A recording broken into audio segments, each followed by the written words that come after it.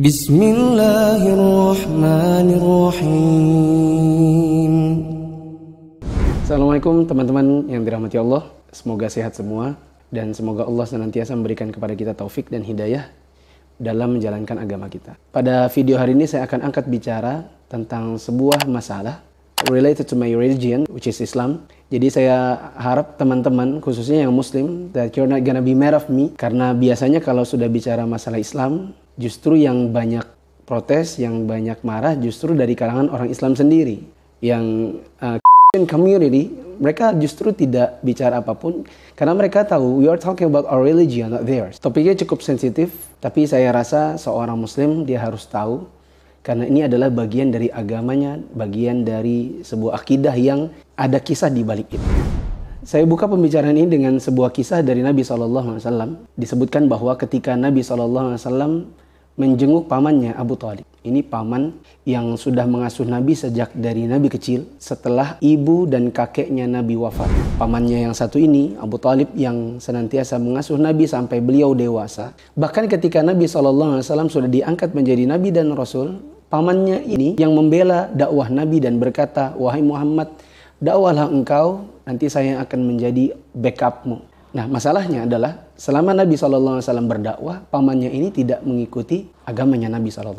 Ketika Abu Thalib sedang dalam keadaan sakaratul maut, Nabi SAW menjenguknya dan ternyata di dalam ruangan yang di situ Abu Thalib sedang terbaring, ada paman-pamannya yang lain.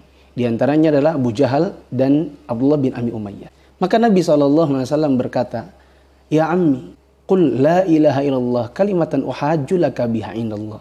Wahai paman, sebutlah la ilaha illallah. Tidak ada sesembahan yang berhak untuk diibadahi dengan benar kecuali Allah.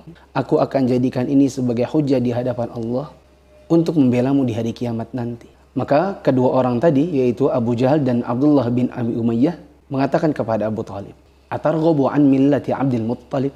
Wahai Abu Thalib, apakah kamu tidak cemburu dengan agamanya bapak, yaitu Abdul Muttalib? Sampai menjelang wafat Abu Thalib ini tidak juga ingin mengucapkan kalimat la ilaha illallah yang diajarkan Nabi tadi. Karena sepertinya dia lebih memilih untuk mengikuti agama bapaknya, yaitu agama kemusyrikan, ketimbang la ilaha illallah yang diajarkan Nabi SAW.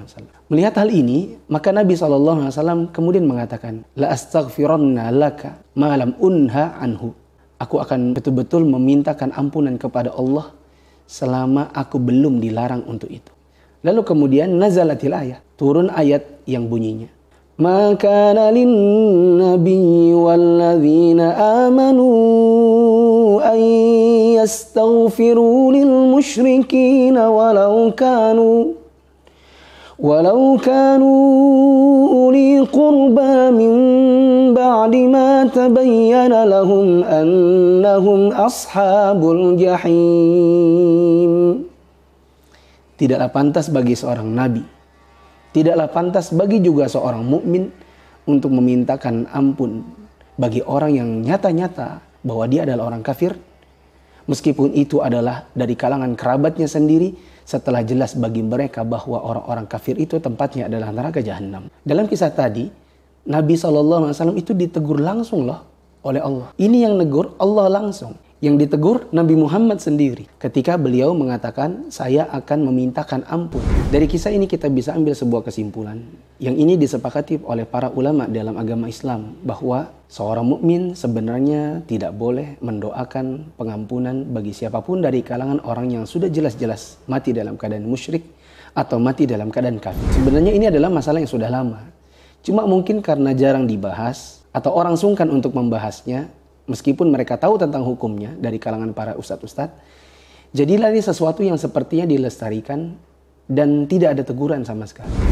Sebagaimana yang saya tadi ucapkan di bagian awal, saya berharap teman-teman, khususnya yang muslim, tidak marah. Meskipun kadang-kadang setelah kita sampaikan, kadang yang marah duluan justru muslimnya. Saya tidak punya masalah pribadi apapun, dan dia tentu tidak kenal saya, tapi saya tahu dia, dan saya ingin mengakui bahwa I was one of his huge fans di awal-awal tahun 2000. Mungkin saya sangat tahu tentang singlenya, lagunya, liriknya, sampai every single award yang dia pernah dapatkan di masa-masa kejayaannya di awal-awal tahun 2000-an dulu. Tetapi bagaimanapun, setelah saya belajar tentang agama Islam lebih lanjut, Ternyata ada hadis yang melarang hal ini, bahwa seorang mukmin memang dilarang untuk mengucapkan bela sungkawa dengan bentuk doa pengampunan bagi orang yang sudah jelas-jelas mati dalam keadaan bukan.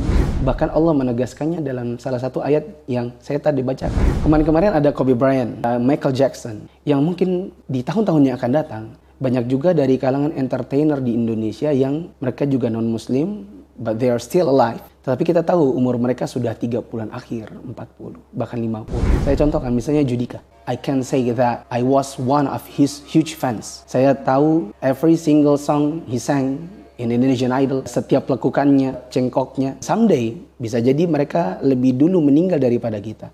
Apakah kita harus bersedih dan juga mengatakan semoga Allah mengampunimu, semoga Allah memasukkanmu ke surga, sementara kita tahu mereka bukan muslim? Kecuali kalau he converted to Islam.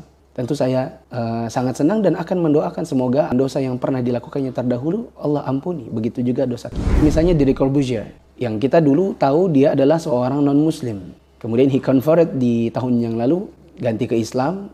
Dengan segala kelebihan dan kekurangan yang dia miliki, apakah dia menjalankan agama Islam dengan baik atau tidak? Yang jelas, he converted to Islam. Sehingga ketika dia nanti meninggal, kita berhak untuk mendoakannya, semoga Allah mengampuninya dan semoga Allah memasukkannya ke dalam surga. Kalau teman-teman ngefans sama seorang entertainer yang notabene mereka bukanlah muslim, saya mungkin tidak bisa langsung mengubah apa yang menjadi pilihan hati teman-teman. Tapi yang jelas, saya hanya ingin mengingatkan bahwa kita di dalam Islam dilarang untuk mendoakan orang kafir yang meninggal betul-betul kita yakini dalam keadaan tidak beragama Islam, bila didoakan dengan doa pengampunan.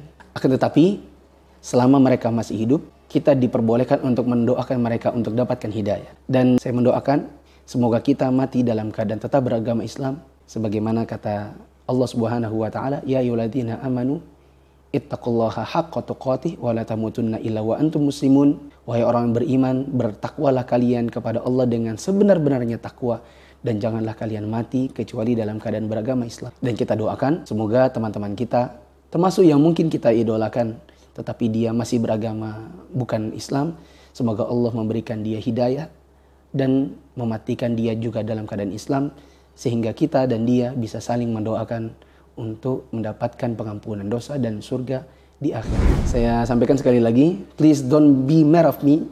Saya cuma menyampaikan apa yang saya ketahui dari agama. Kalau teman-teman setuju, alhamdulillah. Teman-teman mau mengerjakan, alhamdulillah. Kalaupun tidak, saya tidak bisa memaksakan. Dan doakanlah supaya negeri kita, teman-teman kita semuanya bisa tambah baik. Dan wabah corona ini bisa segera hilang dari dunia dan khususnya dari Indonesia. Assalamualaikum warahmatullahi wabarakatuh.